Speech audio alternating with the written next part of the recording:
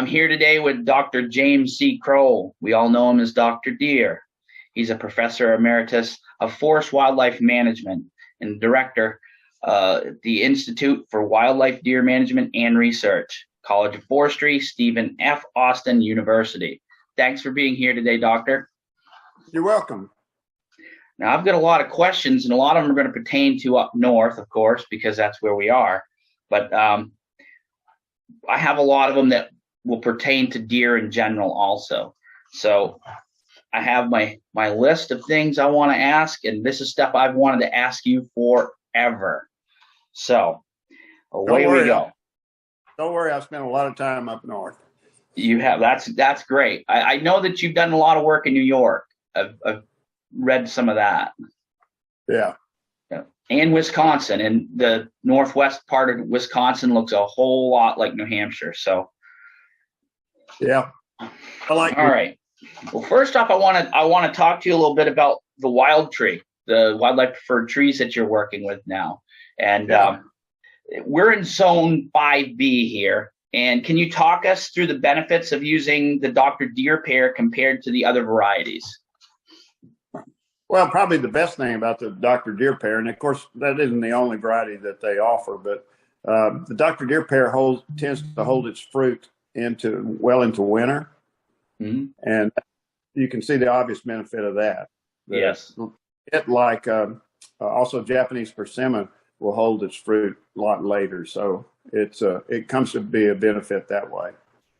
Absolutely, it's all we've found here that the deer will eat the pears long before they eat the apples. The apples will sit there for quite a while, but the pears just seem to really attract them. So as a land manager, that is an obvious plus if you have something that's going to go later into the season. Right. Yeah, our goal has been, I really like working with Wild Tree because they're not only a tremendously ethical company, but they have years and years of experience in producing trees and shrubs. But one of the things that we set out to do was to try to develop a suite of fruit and nut producers that landowners could employ to produce fruit and nuts as early in the year as possible and carry it on as late in the year as possible. Of course, you were talking about your zone. That the other thing about Wild Tree is and something I've been frustrated about over the years, not just with trees, but also with food plots and everything else, is these companies tend to latch onto something that they, I call them magic beans, and they feel like that if they grow in Alabama, they will grow in New Hampshire, and it's nonsense. So everything you offer has to be geographically based, and that's not easy. No, and you guys offer these starter packs for every single different USDA zone. Yes. Which seems to be a great idea for someone who's just starting to manage a piece of property. They can grab everything they need right from that. Are those customizable at all, or is everything inclusive and set up just for that zone? Oh, they can be customized. Yeah. That's what the thing is, we want people to succeed. Mm-hmm. We want to generate friends because I've been doing this for, almost 50 years. And I've got lots of friends. I manage all the way from Mexico to Canada. And I've got a lot of friends around that I've been working with a long time. And one thing I just can't stand to see is somebody fail. Yeah. It's ridiculous. And they're folks, when people come to me, it's usually after 5 to 7 years of frustration. And tried every magic thing they've seen on the internet and, every technique, every seed, and they spent a lot of money and they're not very happy with their results.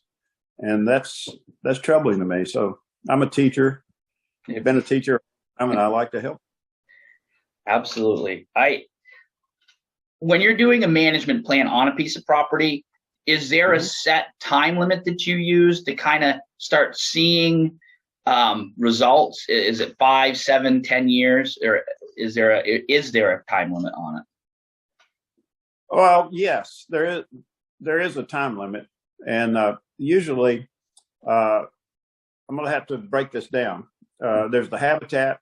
There's I always liken deer management to a three-legged stool, and you could call wildlife management that way too. One leg is population management, one leg is habitat management, one leg is people management. And you can see why I chose a three-legged stool. If you don't pay attention to all three, you're going to fall on your butt. Mm-hmm. So, in the habitat-wise, there's some things that you can see results from real fast in habitat, and then there are a lot of things that string out there a pretty good while. I mean, when you start managing forests, especially in a place like New Hampshire with the growing season you got, you're gonna have to be satisfied with some things taking a little longer. But other, like food plots and stuff like that, you can see a lot of results fast. 3 to 5 years. When you talk about populations, deer populations, with good deer population management, within 2 generations, you're going to see some really good progress. And a generation time for whitetail deer is 3.5 years. So put that into numbers, somewhere around 7 years, you'll see a response. But you can see, start being satisfied with what you're doing, be encouraged by what you're doing in 1 or 2 years, really. That would be fantastic if we can do that. Now in New Hampshire, we are the second most forested state in the union. And I've run into this issue myself with people. Is it beneficial to plant different species of trees instead of just trying to improve what you have here already? Is that something that if we bring in, Chinese chestnut or persimmon, is that something that really is going to improve and assist the wildlife? Yes. Well, but first of all, when you put together a habitat management plan for a piece of property, you see what the property offers, what it has, what its capabilities are, what its limitations are. But we always focus first on native stuff. You got to have it, especially in something like browse. Yep. You've got to have a good browse production plan first. And then all these other things like the deer orchards and food plots, they're called supplements. Mm-hmm. And they're called supplements for a very good reason, is that they're in there to fill the holes that you can't compensate for with the native stuff. But it always starts with native management. And especially in New Hampshire, you've got some issues with old forest or close forest. It's all about getting light to the ground to start with. And people who come to us and say, I want to manage whitetail deer here, but I'd like wilderness. I don't want any roads. I don't want all this other stuff. I go, well, sorry, you can't do it that way. No. A deer is 4.5 feet tall. And everything it needs has to be we call that the deer zone. Everything has to be in that deer zone. So it all starts with, especially in a state like yours, it all starts with a really good timber management plan. And that creates problems because most of the people out there that offer assistance are foresters. I spent 40-something years in a forestry college, taught forestry, and foresters tend to think commercially. They think fiber and timber. And the thing that I got frustrated with in Wisconsin was that they're all worried about the deer hurting the forest, but they've never done any work on how they can manage the forest to benefit the deer. You don't see that anywhere. You can ask the average state biologist, what are the 10 top browse plants in this area, and they're going to scratch their head and go, well, but there are. I mean, you've got to be able to manage the good wildlife management in a forested area means good forest management. Mm-hmm. Yeah, I think we have an issue here with a lot of our foresters that they're more concerned with the amount of money they're going to get out of a timber stand instead of we're going to leave this. We need bedding. We need wintering areas here. We need regenerating wintering areas, and they'll cut it all down, and then generations of whitetails will be out of a wintering home. And they don't think of that. They're thinking more of how much money they're giving back to the landowner and to the timber companies. So the attitude of the average timber consultant, forestry consultant, or the average way they operate is they usually make money off of harvest. Mm-hmm. When I try to pull in a forestry consultant for a landowner. I don't work it that way. Is that tell me what you're going to charge to help us do what we want to do with the forest, and we'll worry about your percentage you get for harvesting timber when the time comes. And a lot of them don't want. Yeah, it's all about the bottom line, which most things in today's world are.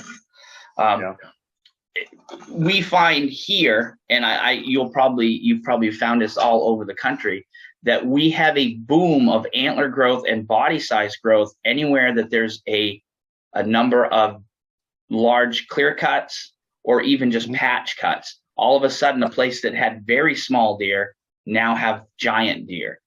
And that seems to be, for here, that seems to be when I go in and look at a piece of property, I try to look at it as, how can I feed the deer after the timber is taken care of? So, but I'm sure that you're finding that throughout the country. Oh yeah, just everywhere. A lot of our research, especially in the early days, was on what kind of timber regeneration we could use, and what browse forage would be produced by doing that. And and I tell people, if you're going to manage deer, you're going to have to tear something up. And you made that forest, and I fall in it myself, knowing full well the benefits of cuts and things. I've got some beautiful timber on my land here, and when I start to think about cutting it, I get a knot in my stomach, But knowing full well what it's going to look like and what it's going to do, it's yes, you're going to have to do timber harvest if you're going to grow deer forage. Now, where we've got into problems in the past is, you were talking about how the deer respond so well to the forage that comes up. Well, there's a time period there. In the South, it's 5 to 7 years. Up in your country, it's 10 to 12 years, maybe as much as 15. When you get above that deer zone and a canopy closes in, you're back right where you started or worse. So you've got to have a plan for intermediate treatments, and also you got to have. We do a lot with geographic information systems and planning. I call it the deer landscape. So I like to never have two cuts next to each other that in your country would be the age difference would be no less than 12 years. So by rotating around a piece of property, you can have a constant supply of forage on a sustainable basis. And that will also benefit other wildlife other than just the whitetails. It's going to benefit the snowshoe hare, the bobcats, all the other animals also. So that's actually. As far as the food plots go, to simplify all the choices of forage plant that are out there that you can plant, what are your top choices for warm and cool season? And can you speak on avoiding brassicas a little bit? Okay. Well, let me start from the beginning, give you some history. We're the Institute for Whitetail Deer Management Research, or pioneers. We started in 1974. And we were the first people to do food plot research. We were the people that developed the trail camera, by the way, and a lot of things like that. But you can't name a plant, a forage plant, food plot plant, that we haven't tested over the years. And we have beta test sites all over the United States. We have them in Michigan, we have them in East Texas, we have them further east in the South, and so forth. After 40 plus years of food plot research, we narrowed it down to just a few varieties and species. You're always going to have to use it for cool season. And let me back up. You said it right. You've got a warm season, you've got a cool season. In the South, people tend to focus solely on cool season. In the North, they tend to focus solely on warm season. But you got to have both. And I'm well aware of winter conditions and all that sort of thing. For cool season varieties, you've got to have a cereal grain. You've got to have a legume, and there's only two really: red clover and white clover. You can have a non-legume forage plant, and the winter, after years and years and years, is chicory, and chicory does very well. What's nice about chicory is it's we run it for about as much as 5 to 7 years. Now we have to do amendments, and we have to treat it right. But really good plant, and it's one of those that transcends between cool season and warm season, because it's really both, being a perennial. Back to the cereal grains. The cereal grains, I've been doing that research for 38 years on with LSU on the development of that buckthorn. That's Louisiana 9917 is what it really is. It's the only plant it's the only protected variety plant for deer that's ever been developed, and it took a long time. But when we do studies, and I've got some beautiful pictures of oats, wheat, and rye planted in Michigan with snow on them, and the only place the snow is torn up is where the oats are. Yeah. So the preference is oats, second wheat, third is triticale or triticale. Yep. That's a hybrid between rye and wheat, and then rye is last, and then of course the last one would be ryegrass and fescue. And I always say, if you plant ryegrass or fescue, it reflects on your parents, so don't do that. Yeah. But oats are. But the problem with oats was, and I was a critic of oats for years because it would freeze out. Yep. Most of the oats out there would freeze out about 28 degrees. Yeah. And this guy called me from Arkansas, and he said, "I understand you don't like oats." And I said, "Yeah." And he said, "Why?" I said, "Because it freezes out." And he said, "Well, I've accidentally discovered one that doesn't freeze out at those temperatures." Now, any cereal grain will freeze out at some temperature. But anyway, he said, "I'd like to send you some, put in your tests, and I'll call you back in a year, and I won't bother you, and see what you think." And anyway, we added them to our test program, and he called me back a year later, and I said, "How did you do that?" Because that year we took down to 10 degrees, and it just happened. He doesn't take any credit for it. He just happened to find an oat that was cold hardy. Wow. And then that started a research program with LSU, and each year we look at as much as 14,000 crosses and test those every year. I was out measuring my test plots yesterday, and we had every year's different. I don't have to tell you that. Every year's different. Last year ago, we had the snowmageddon here in Texas. We got down to -12, and we had a ton of snow. In 2011, we had 1,000-year drought. We're used to, all deer management is adaptive. Every year is different. And this year, we had an interesting situation where we had really warm temperatures. We had temperatures up in the 70s and 80s in our southern plots, and the cereal grains just went nuts. I mean, they all thought it was spring. And then we had this big cold spell come in, and it dropped down in the teens. And a lot of them, they rolled up their tent and went home. Yeah. Because here's what makes those oats or wheat, either one, winter hardy, is there are some chemicals called fructans that go into the cell walls they're complex carbohydrates, and they winterize. It's like antifreeze. Yep. But to get them there, they have to be either heavily grazed and or have several frosts hit them. Yep. And they don't manufacture those fructans, so that makes them susceptible to cold weather.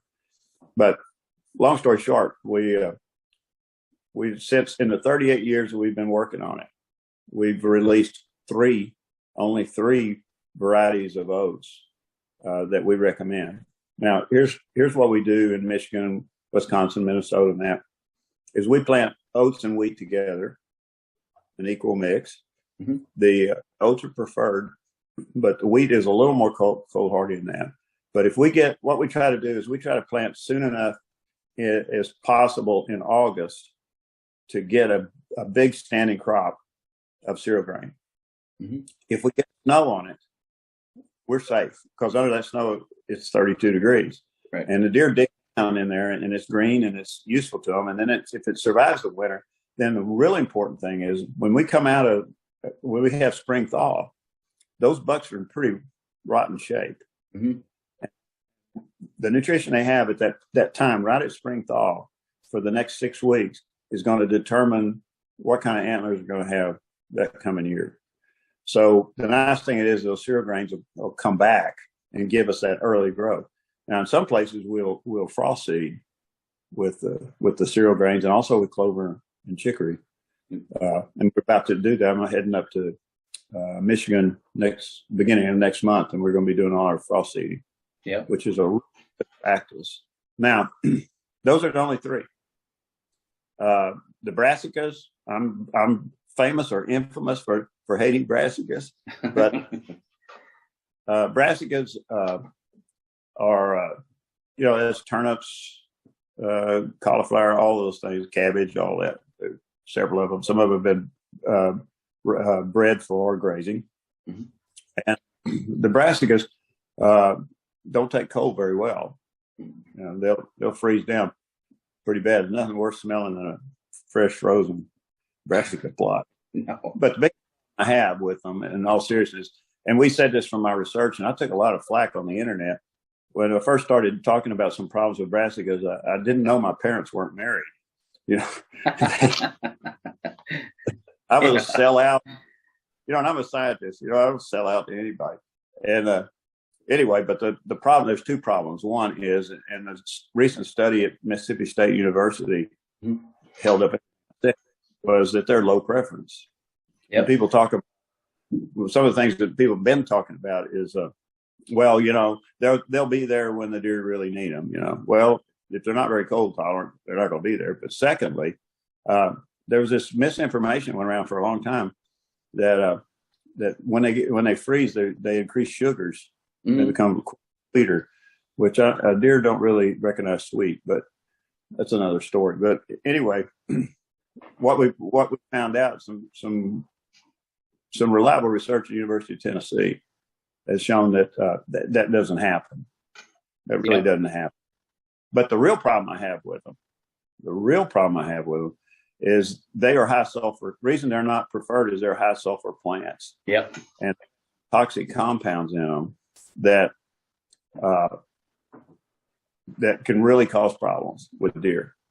In Europe, they had an international symposium many years ago on brassicas and game animals because they were losing roe deer and hares in Europe on these brassica areas, and they limit the production of the acreage for those.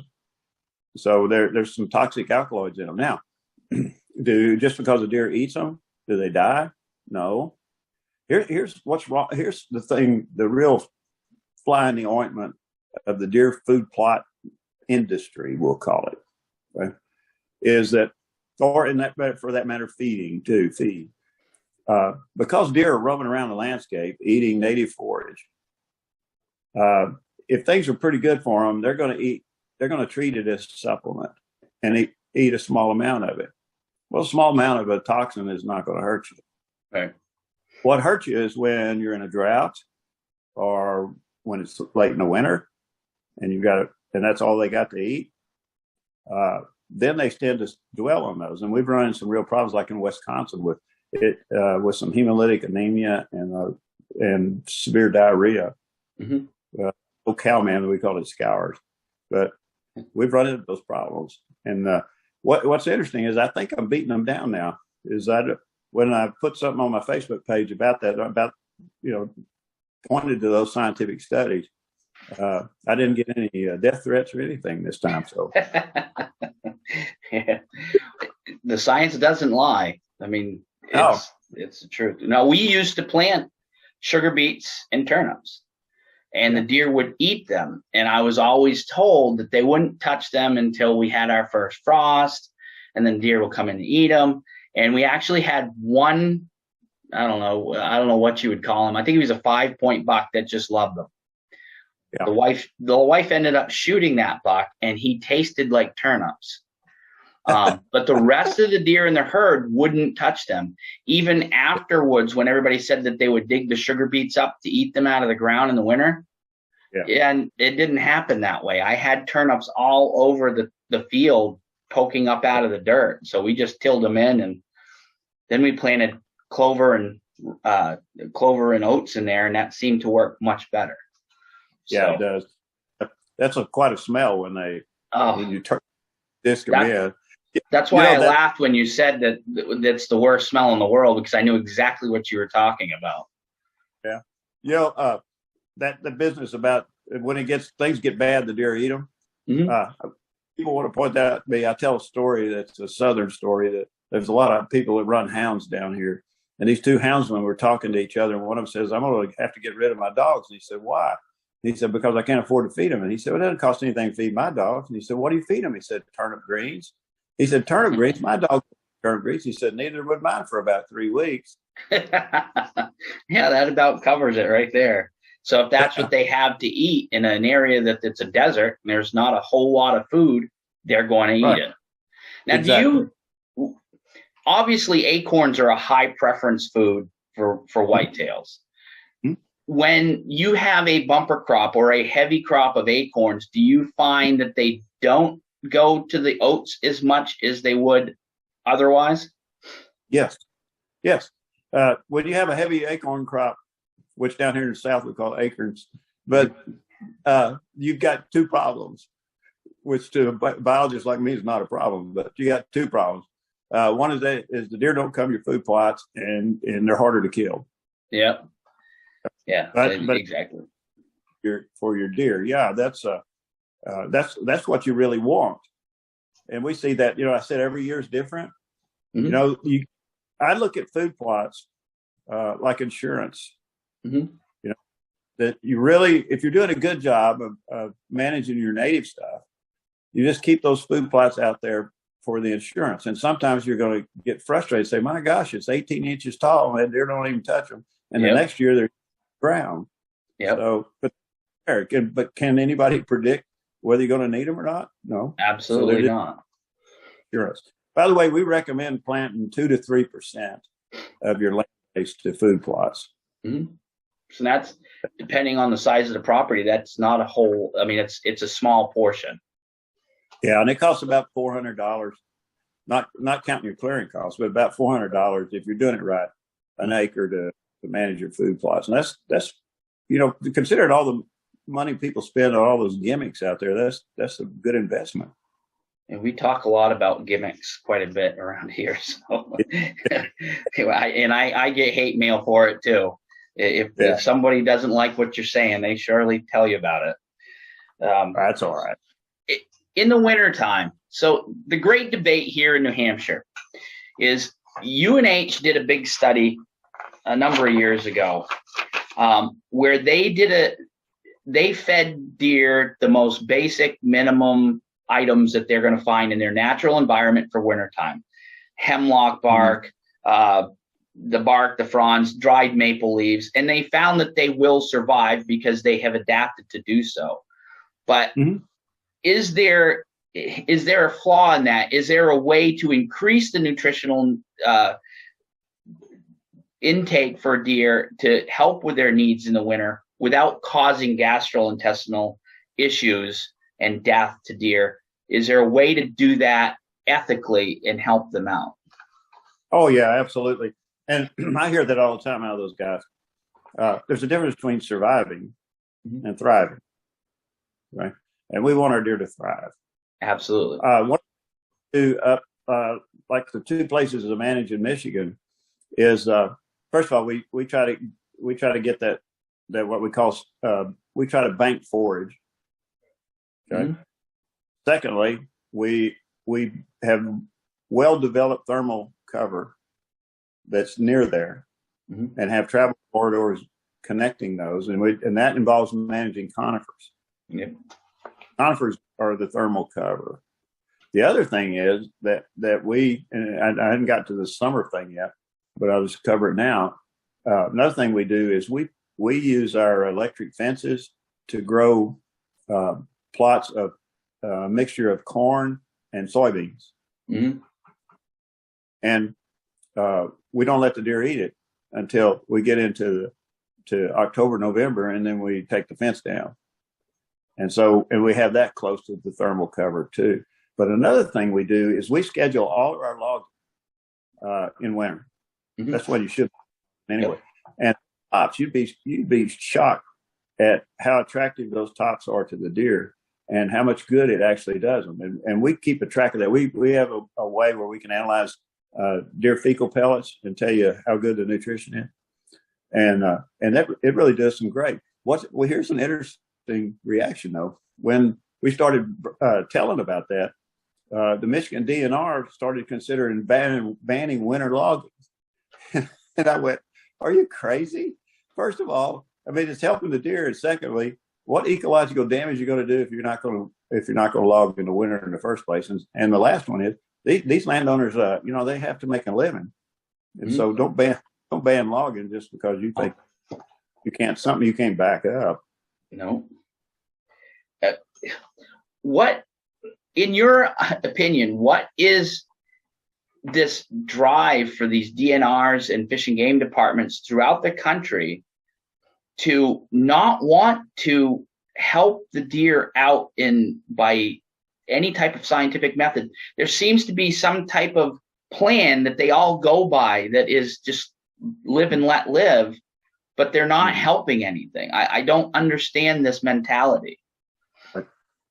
Well, first of all, as a retired college professor, I've seen a real change in wildlife professionals. Mm-hmm. When I was in graduate school with farm and ranch kids, and we were all hunters. Mm-hmm. Today, the wildlife biologists are being turned out. First of all, they didn't grow up on farm and ranch. They grew up watching Discovery Channel and National Geographic. Yeah. They don't hunt. Less than half of the wildlife college professors today hunt. And a goodly portion of them are anti-hunting. Mm. And I've seen over my career, I've seen a disdain for managing game animals. And they view whitetails, even though they're a keystone species, they view whitetails as a nuisance. And they're a nuisance that's damaging natural ecosystems. Well, yes, in many places they are native ecosystems, but who's been managing them? People who don't hunt. People who don't hunt, and those agencies that are complaining about all this. So, and then another thing is because I think they wake up every morning and bow down to the great North American Wildlife Model statue. Mm-hmm. I've had them tell me that working with private landowners is a violation of the North American Wildlife Model. So they don't like, and then remember that three-legged stool? They hate people. Yeah. They don't like people. And deer represent a source of complaints to them. So what they really want is they want to do away with hunting. Okay. It's just a pain in the rear end for them. Yep. And they're not going to support intensive management of game animals. They're just not going to do it. They would love for the predators to take over the job, but it's actually happened because the predators don't control the prey control the predators. Yep. And so it creates a problem. Creates a large problem. And then it boils over into agriculture. I work as a farmer, so I know how predators can affect that. And once they run out of a wild game, they're definitely going to want to go in and start going after domestic animals, which, as we know, they want to get rid of too. But that's a whole other story. Yeah, I could talk for hours about predators. Yeah. Well, predators themselves, we do have a few issues here in the state. Our bear population is fairly stable. Bear are one of our biggest predators of fawns here in our state, and I know Penn State just did something on that too.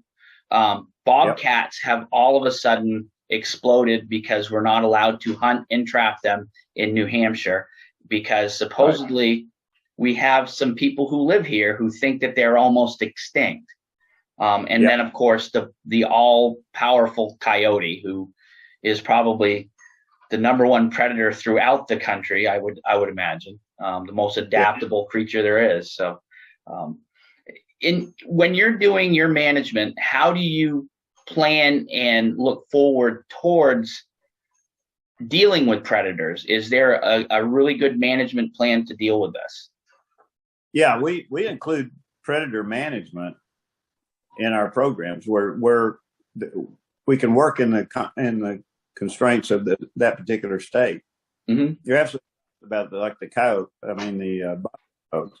There's no data on bobcat populations. They don't have any, and he's talking about we manage by science. Well, okay, show me the science.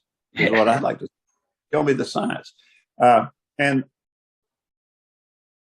what we do, like I said, I use the phrase predator management. We don't want to exterminate predators. They do us a lot of good in a lot of ways. But I look upon where we can. Of course, our number one problem for most of us is coyotes. Mm-hmm. Coyote is relatively new to your country. Yeah.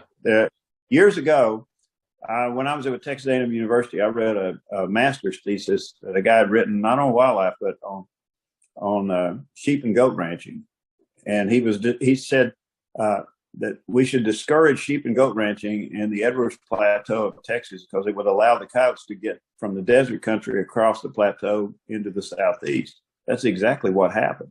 Yeah. I remember I belonged to an organization called the Southeast Deer Study Group. I remember when we first started it in the 70s. The majority of the southeastern biologists were saying, coyotes are not a problem. Don't worry about it. In the last 15 years, they're calling for their heads because they have become a problem. And there's absolutely nothing wrong with coyote control. The problem is, how do you do it? We don't have trapping anymore. I actually encouragement the other day. I got a notice that my trapper supply is now buying skins again. So nice. That's nice. But we don't have kids trapping. The hunters threw trappers under the bus a number of years ago. They didn't stand up for the trappers, and it's cost us big time. Your ground nesting birds, you've got grouse there and things like that, turkeys. You got so many predators now, and I'll include raccoons in that bunch, nest predators. And so, the average hunter you can't rely on hunters to control predators. You can't. Here's the scenario. This guy's sitting in a tree. Okay, a coyote comes by, and he tells me about it. And I said, "Well, did you shoot him?" No. I said, "Why not?" Well, first of all, what good's it going to do to kill one coyote? And secondly, I'd mess up my hunting. Well, the coyote's already messed up. Yeah. And consider this, that coyote that you let go is just one coyote. But next spring, he catches and kills a buck fawn that was a Boone and Crockett buck. So, I support predator management very much. And you said you hit the right thing on bears. We've got a real problem in places I managed up north. They want one place is 25,000 acres, and the bear predation there on fawns is unbelievable. And the state, we only get 7 permits. And we went to the state and said, we need more permits. Well, you don't have that many bears. And we said, yeah, we do. We got a bunch. Well, you don't know how many you got. So we contracted through my university to do a bear population study. When we were sitting there talking to them, the bear biologist said, how many bears you got here? I said, between 200 and 300. And she just died laughing. Said, she was goof on. Oh, come on. I said, how many do you think we have? Oh, at the most 20. Well, we did a study with DNA, and we had over 250. Holy cow. Guess how many permits we get today? 7. But the reason that there are two kinds of properties, whether you talk about deer or bears or anything else, there are sources and there's sinks. Some people are managing their land like you're probably doing and doing a good job, and you're a source. And then somebody down the road from you, or maybe even next door, is throwing out bait, and they're a sink. Yep. And so we're viewed as where we're doing intensive wildlife management, and everything we're doing is really helping the bears. Yep. And don't get me wrong, but we're considered to be a source for bears for other people to hunt. Absolutely. Hey, I have found that we have, how do I go about this? I'll go about this as delicate as I can. I have a few friends who have large tracts of property that they manage, and they've managed it so well that they don't understand that if you manage it to increase the population of a food source, you're going to get an increased population of the predator. And then they complain about, how is this happening? Well, you've created your own problem, and now you have to figure out a way to fix it. And I, if you could reflect on how that happens, you know, how, in a way they'll listen to you, they won't listen to me. Well, you know, every time I've ever intentionally managed whitetail deer, I've increased everything else. As I said earlier, whitetail deer are what is known as a keystone species. They're the ones that control the habitat. The bison control the prairie habitat when they were around.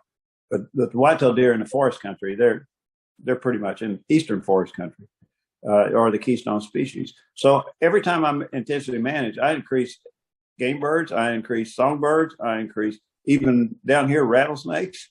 That please a lot of people, but predators.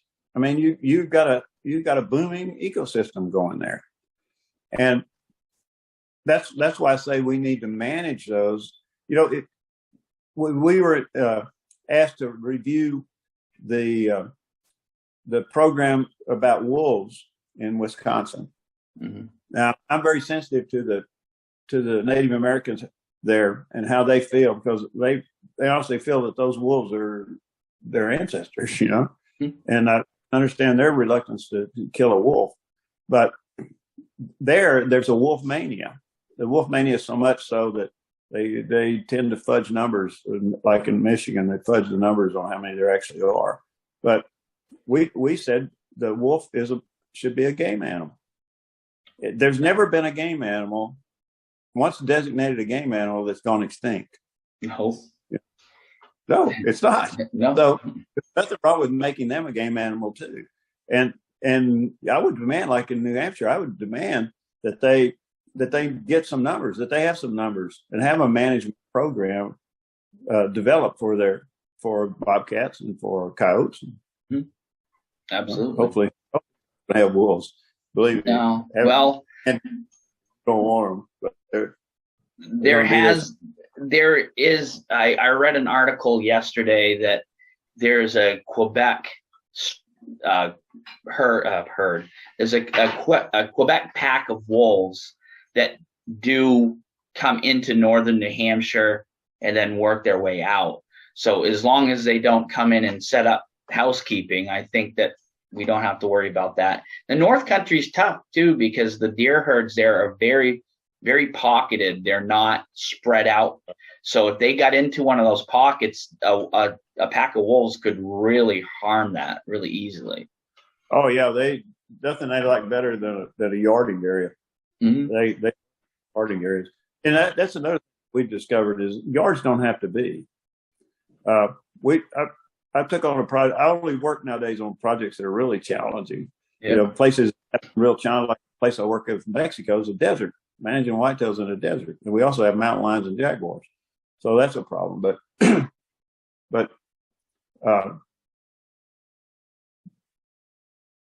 I forgot what I was going to say there about it. What were we talking about? I got sidetracked. We were on wolves there. Okay, well, wolves, yeah. But up there, and I was talking about yarding is what I was talking about. Yep. So our plan there the problem was on that piece of property. It's about 9,000 acres. In January, we know exactly how many deer we have, or in those days when I started, 0. They left. Yeah. And the real problem, we were trying to protect young bucks, and the late muzzleloader season, we were producing a lot of young bucks that had high potential. Yep. But during the late muzzleloader season, the neighbors set it on bait piles on travel corridors, on the yarding corridors, and kill the devil out of them. Yep. So what we did, we said, well, okay, we're going to stop the migration. And it wasn't easy, but we did. We did it, studying the age structure of our does, but we had a lot of a winter thermal cover we developed as fast as we possibly could and had all that food stuff. And what was funny is when we started and we said that's what we're going to do, the local forester took his finger and poked it in the landowner's chest and said, when you stop the migration, geese will fly north for the winter. Well, we now wear T-shirts that say geese are flying north because deer don't really want to migrate. That it's a lot. You have a lot of old senior deer biologists up in your country that spent their entire career studying stagnant deer herds, unnatural herds, and they have concluded that that's the natural way. And what we're finding out is with proper management and restoring the proper landscape and the ecological diversity, those deer are not doing what they used to do. And they're a lot healthier. And then if you could spread them out, then that's one small way to reduce predator damage. Absolutely. We're finding, like in the North Country of New Hampshire, they shut the deer season off. Was it 2 weeks? I think 2 weeks early, because if they hunt into that later season, there are these mass migrations off the mountains coming down into the yarding areas.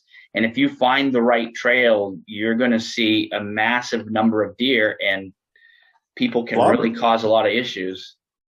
Yeah, that's crazy. It's really crazy. Late seasons like that are not good. No, I mean they're not good. They may be popular, but they're not good. No, and I think that's our fish and game department. They try to balance between managing the wildlife and keeping the hunters and sportsmen happy. And sometimes that ends up hurting them in the long run. A perfect example of that is our great moose die-off that we had, because they wanted people to be able to see moose on the sides of the road to bring in tourists. But the population got so far out of control, the winter ticks got out of control, and compound that with wanting to bring up more deer into the North Country and having brainworm issues. It was a huge catastrophe, and it's finally starting to rebound. Hopefully they keep the numbers at a manageable level. Yeah, and also, there's a thing that related to that is there's a mania across eastern North America to restore the elk. And I'm a huge critic of that. First of all, this isn't the Pleistocene. Secondly, the East is not the Rocky Mountains. They're small landholdings. And next, and probably most important, is first of all, every elk is 6 to 8 deer. Yeah. And then another thing is, where are they getting these elk? They're out there beating up these deer breeders for chronic wasting disease, and they're going out in the Rocky Mountains and trapping elk and bringing them and turning them loose. And in the case of Arkansas, the evidence is pretty strong. They brought chronic wasting disease with them. So it's not a good idea we call animals like moose and elk mega charismatic creatures. Well, they're big and the people like to see them. Yep. They're ice age animals. Yeah, but I'm sure the insurance companies didn't like all those moose around the road. No, you still find the signs along the highways. Thousands of collisions, brake for moose, they say. So it's insane. Nothing against the moose. I love them myself, but there's a time and a place for everything. Right. And you're managing ecosystems. You're not managing a single species. Right. Exactly. So they preach that and then they don't do it. You touched on CWD, and here in our state, there's this, as you call it, a mania about using minerals. Minerals in our state are a bad thing because they cause deer to congregate and spread CWD, even though we haven't had it in the state yet. As far as CWD and minerals go, is there a way to feed minerals to deer that keeps the spread of parasites and disease, so it can be safely done? Is there a way to do that? Absolutely. They're called food plots. Mm-hmm. You put it, I'm the guy that made the first deer mineral. In my entire career since then, I've never been able to scientifically show that putting out deer mineral does anything good. And no other scientist has. Now, where legal, I still put it out because I've been an old cow man. I know good and well it's got to help. But when I really put minerals into my deer, I send it through the food plots, the forage that they're eating. So, if you're going to manage a food plot, do soil test but the average guy that's growing a food plot is just going to test for NP and K. Yep. But look for nutrients. And deer, first of all, one of the things that I think there's pretty good set of evidence right now supporting that some of the causes of CWD may be mineral deficiencies. No, most notably copper deficiencies. Whitetail deer are copper hogs. The feed that we feed our deer in our research facility is high copper. If we were to feed that same feed to sheep or goats, we'd kill them. And in absence of copper, and copper is associated with those prions. So they're still working that all out, but there are some mineral deficiencies, I think, that certainly are not the only cause, but could be related to the cause behind it. But back to your question, the most efficient and economical way to do it is through your food plots. All right. So a lot of the people that may be watching this, they don't understand that the things that deer eat, clover, any of the browse, it's a vehicle, and all it is a vehicle to get those minerals and nutrients into the animal. So if you fertilize and use the proper mixes, that mineral and fertilization is going into your animals. Absolutely. Yeah, absolutely. And something that people don't realize is that the calcium and the phosphorus that a deer is putting into his antlers this year was stored away at least a year ago. It doesn't go this year, from the ground into the plant, from the plant to the deer into his antlers. They go to the flat bones, and then it's going to go another way. So it takes a while for you to see a benefit of proper mineral management. Absolutely. I agree 100%. Now this goes back to when we're talking about how the DNR says you can't do this and you can't do that without a whole lot of scientific evidence. Wouldn't it benefit them in the long run to, instead of saying, no, you can't do this, to show us the proper way of doing it? I mean, and say, we don't want you guys to do whatever it is, but they don't give you a reason. They just tell you can't, but there's ways to do it properly. Say winter feeding, for instance, if you have an area that you're, like we were talking about with the logging and things like that, they don't want you feeding it all. They warn against it. Of course, they're warning against people dumping piles of corn and things like that are causing huge problems. But they don't say, well, instead of this, why can't you do that? And I guess the question is, yes, is it better for them to actually come up with a plan to explain how to do it properly? Absolutely. And the model state is Mississippi.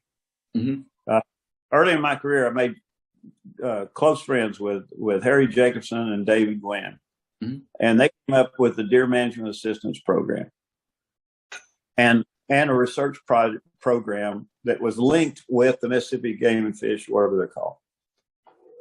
They had a partnership, and they looked at how can we manage deer and how can we manage their habitat. And they had the Deer Management Assistance Program, and they also had technical guidance biologists, and we've got them here in Texas, and there's some in some other states too, that are out there actually helping landowners do it right. That's the way it should be. But again, if your mentality is live within the restraints of what you got, even though right now what you got is unnatural and not very productive, instead of here's how you go about doing it. The big problem is they don't know how to do it.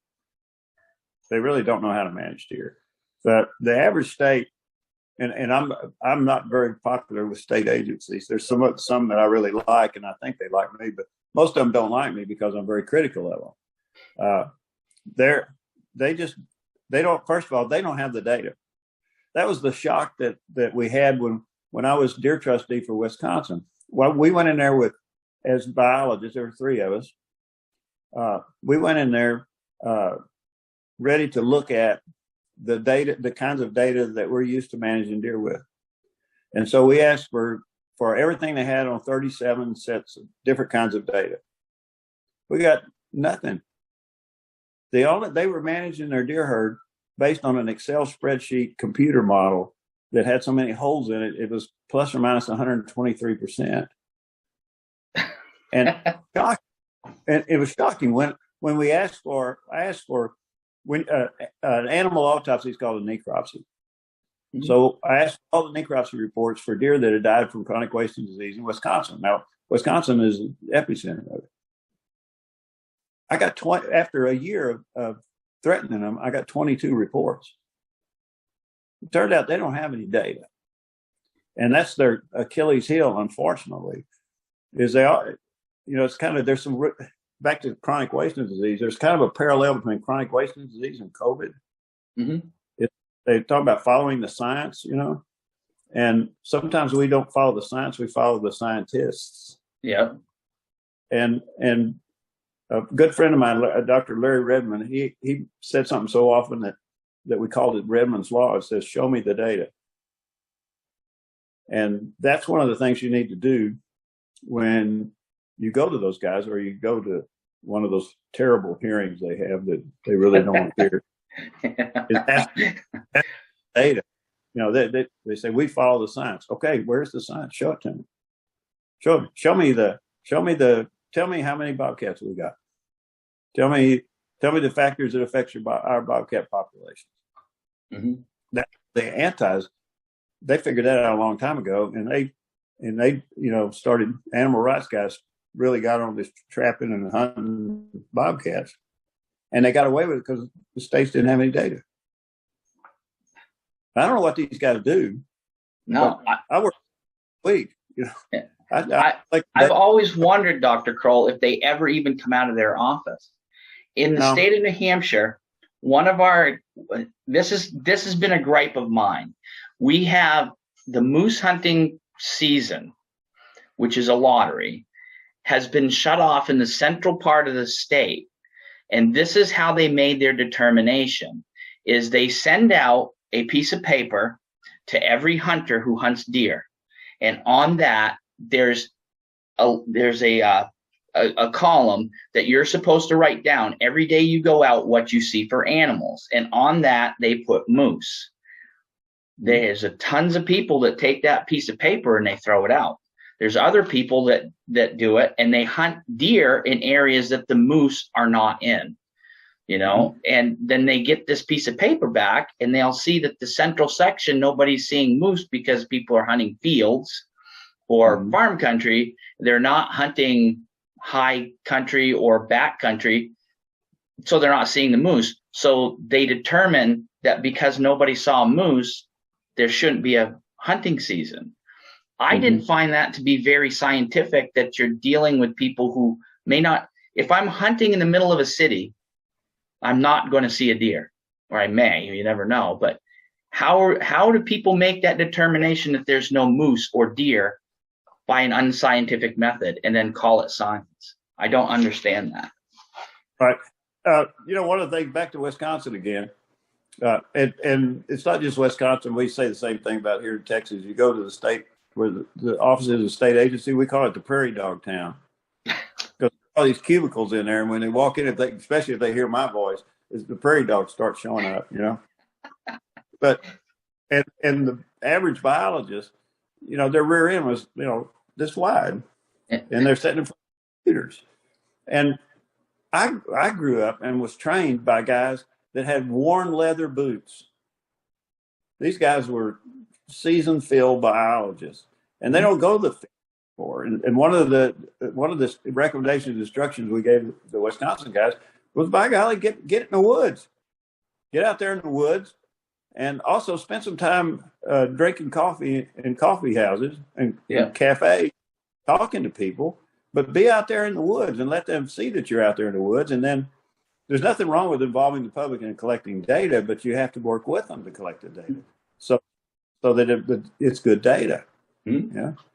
But the agency biologists or professional biologists think they're the only people out there that can collect data. Mm-hmm.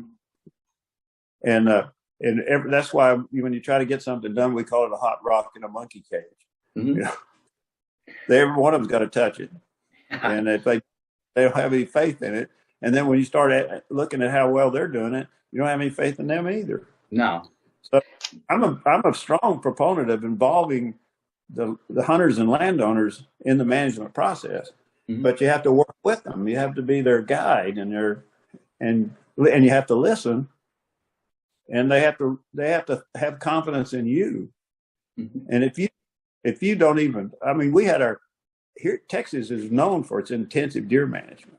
Absolutely. And a few years ago, the guy that was the head of the deer program, we were having a meeting and talking to him and asking him about hunting. And he said, I don't know. I play golf. I don't hunt. And he lost all credibility when he said that. Mm-hmm.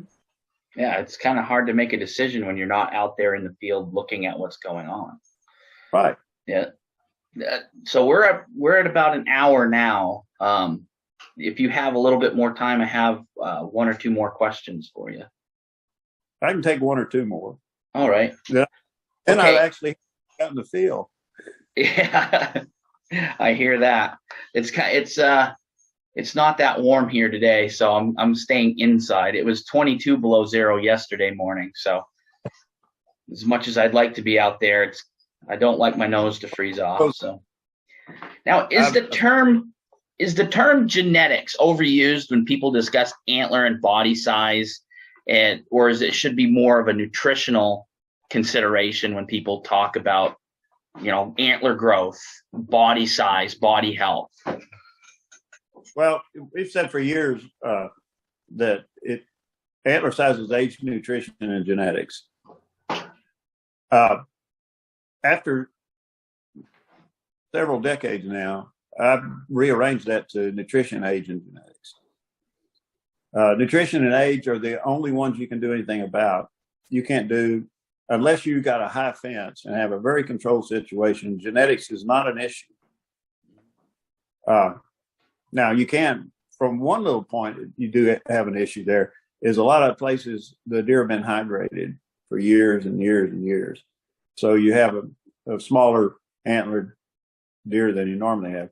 But for the most part, if you let deer get some age on them, and you give them good nutrition, you're going to have good deer that are going to make the average deer hunter very, very happy. But I'm for managing natural deer herds. When you talk about antler restrictions are not there for genetics. They're there for age. What a good antler restriction program has taken biological data specific to that area and said, okay, and it turns out almost every time spread, the width of the antlers is a good indicator of age. So it's really natural deer management, and a natural deer herd has natural age structure and a natural habitat. And what most people don't realize is that here's the way God meant deer to be.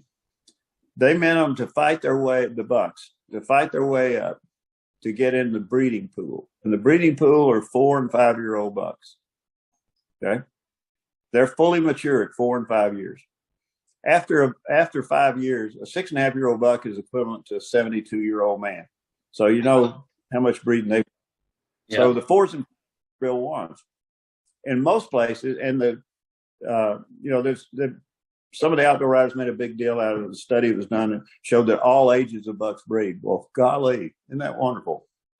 Of course, but the DNA studies show that the 4s and 5s, if they're there, produce the greatest number of fawns. Now, if you're shooting the living daylights out of them, and you've got a 2-year-old is the best you got, a 2-year-old is going to be the breeding pool. Yeah. And he's in a breeding pool.